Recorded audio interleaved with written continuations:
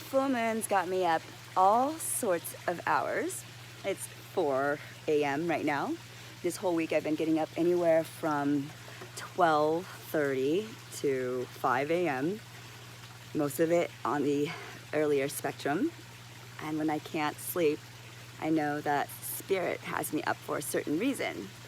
And in Chinese medicine, the hours that you're up because of your insomnia or whatever during a certain time span will have to do with elements that are out of balance. So 10 p.m. to 2 a.m. are your wood hours. This is when your wood element is more active or it needs to be rested. Between 2 to 5 is more your metal hours. So wood is about control. It's also about action. It's also about growth, okay? From 2 to 5 is your metal hours, and metal is about purpose, grief, sadness, and both of them have to do with vision in a very different way. Wood has about vision about how to do things. Purpose has vision about how things should be. Perfectionism, idealism. So whatever hour that I'm up is when I know that certain element is out of balance. For me, it's my wood and my metal element. And my Chinese elements are yin wood, yin metal, and yin earth. So that helps me understand the prescription that I need to actually give myself. So this week I'm also up a lot because of the full moon week. This is a strong, energetic week, more than people realize. And the reason is because it's all condensed in a 4-day time period between 9/9 and 9/12, essentially. 9/9 is the portal day for this month. Every month on the day of the month is the portal day. So September is the 9th month, so it's 9/9. October is 10/10. This week is also the full moon in Pisces. Pisces is a water sign. It's very emotional, and it's also the last sign in the astrology zodiac. In conjunction to that, in Chinese medicine, this is a time called late autumn. And this weekend is the Autumn Festival, the Autumn Moon Festival. And there's a great story and fable about that I want to share with you in a bit. So the Autumn Festival is about harvest, it's about celebration, it's about family. However, it can also mean perfectionism, not having enough, because back in the days they had to harvest, right? And if you didn't have enough, then you wouldn't have enough for winter. However, in this festival, whatever you don't have enough of, perhaps your neighbor will share with you theirs. It's a coming together time. Remember, there's always duality, polarity in everything. So this is late autumn where people are ending up summer and going into winter, fall and winter. And it's a time that can be a combination of celebration and grief. Celebration and grief. So there's a lot of mixed emotions in this week of such, and it is the month following the Lionsgate portal, which is 8/8, which is the sign for infinity. So this is when things really start to take place. So in all of these combination of energies, and remember, no one can tell you the future, and no one really can predict the future. They can tap into the intuition and follow the signs of energy and the waves of energy and the patterns and rhythms of nature, where many things are cyclical, and so it will be a repeat. History does not repeat itself, but it rhymes. History does not repeat itself, but it rhymes. Seasons are the same. There are certain indicators of it, but you have to understand the ways. But some years there's going to be like weird tsunamis, earthquakes or whatever that disrupts it. Nature does not know good or evil. Nature does not know good or evil. It just knows what it needs to do to move seasons forward. So seasons for you personally, your personal seasons, and the season of the universe. And this is what I tap into. And then this is how I ride the waves of energy. And you can too. So I'm explaining all these things to you. So there's a lot of things that go on underneath that we don't know that nature does, but it helps things grow, okay, on a whole nother level. And so all these things are happening for you to grow, because in seasons, sometimes things have to die for new things to grow. Sometimes we've got to prune it back, right? Pull weeds. When you prune, then you are actually directing the growth of the life, and you will also actually give it more life. At first it looks sparse, but it actually gives it more life to grow again.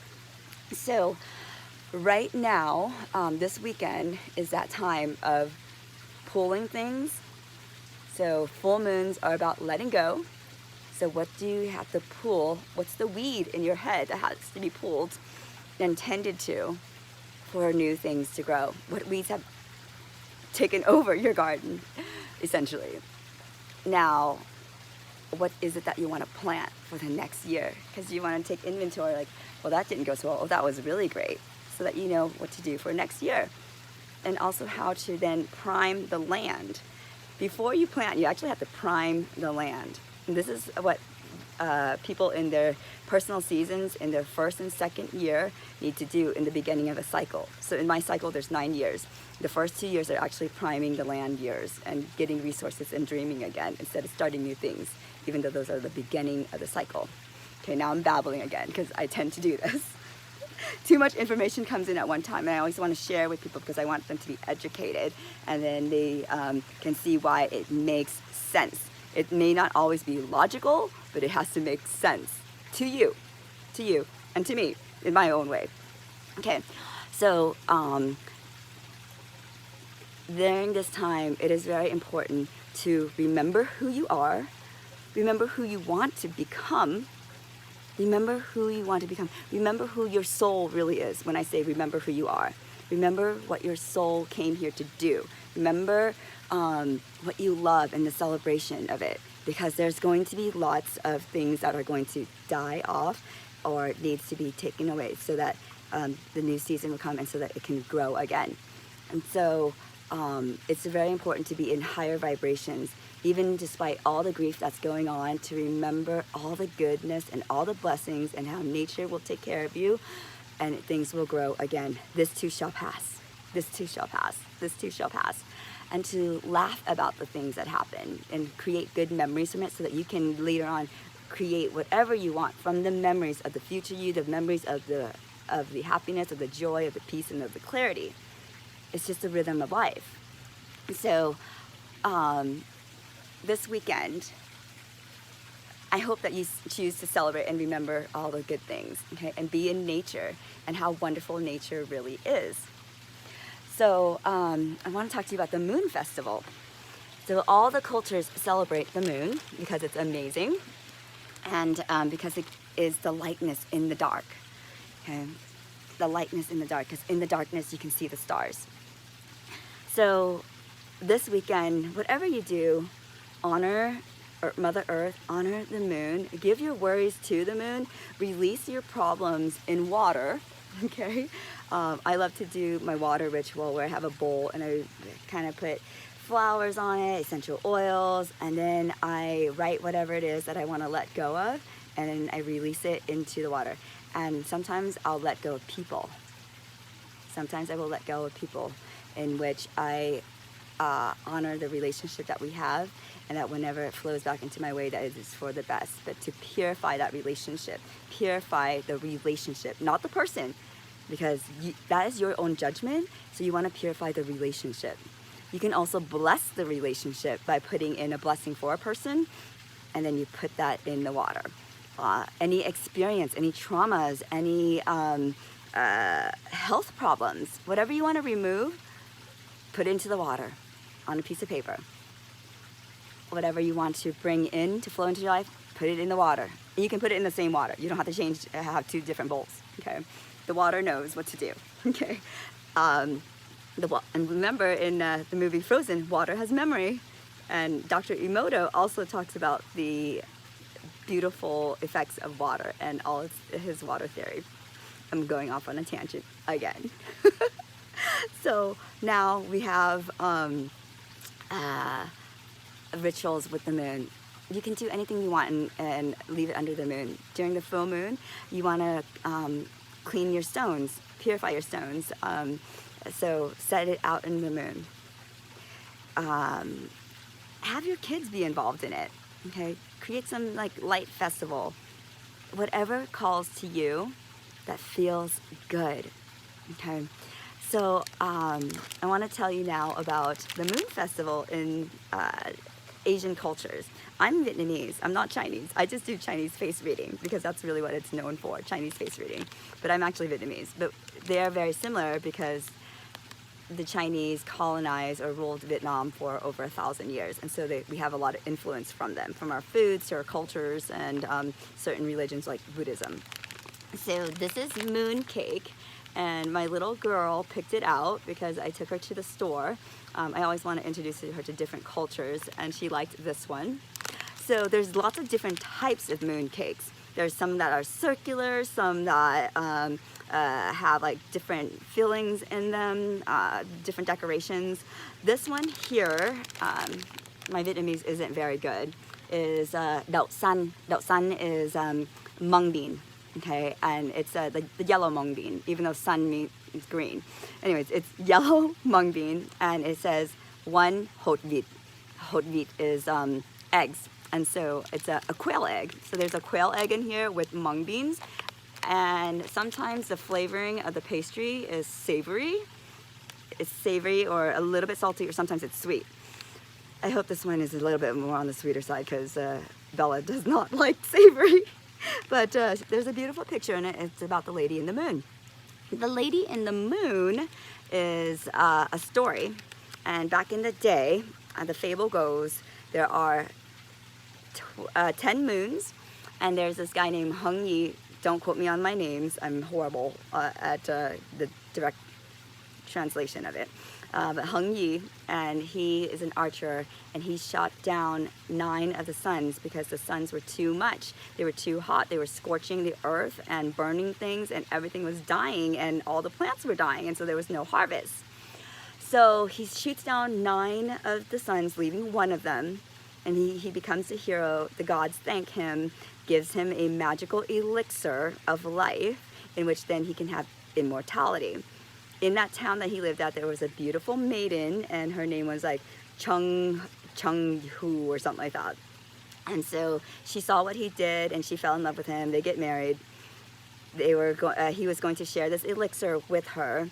However, he had a student that wanted the elixir, and so he wanted to steal it. And then Chung Hu didn't want him to have it, and so she drank the whole elixir, all of it.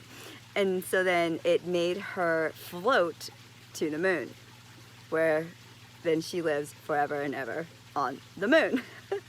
But she's not alone. She has a rabbit companion. So in some pictures, you will see a lantern with the rabbit and then Chung Hu. So Hung Yi missed her, and he would honor her by having like moon cake for her in the evening, and that's when he talked to her, and then he would have also like all of her favorite foods. So during this time, it's all about celebration and food and offerings. So a lot of the foods are made are like dumplings. I love dumplings, you guys. It's so good. Like all types of dumplings, and the moon cakes, and there's all types of moon cakes, and then just any other harvest items.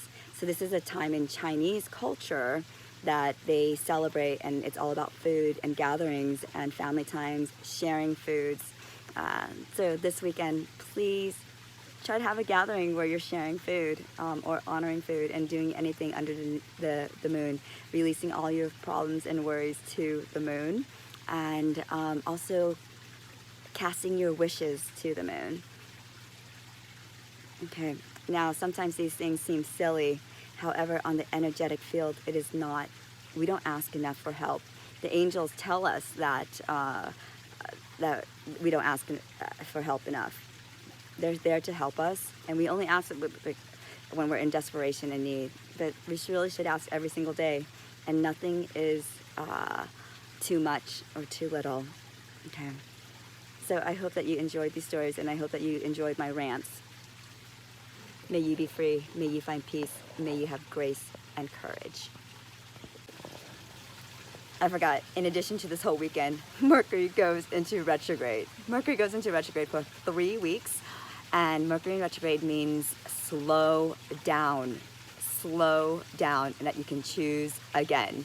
Communication tends to go awry, so just make sure that you ask people to repeat things that they say so that it clarifies the situation. This is a chance for you to improve relationships. It's an invitation. It's an invitation for you to undo beliefs and make things better, to choose again. So this weekend, in recap, full moon, moon festival, angel day, Mercury in retrograde. It's the beginning and an ending.